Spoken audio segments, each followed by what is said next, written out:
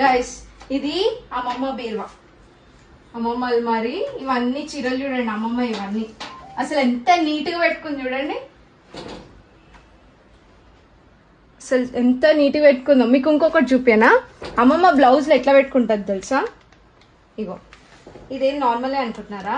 Open చేసి చూపిస్తా చూడండి. పేపర్ పెట్టి పేపర్ లోపల పెట్టింది, మళ్ళీ ఈ పేపర్ చూడండి, ఈ హుక్స్ మళ్ళా పేపర్ కి పెట్టేసింది. ఎందుకు తెలుసా? రస్ట్ రాకుండా ఉండడం కోసము ఆమె ఇంత జాగ్రత్తగా పెట్టుకుంటుండే.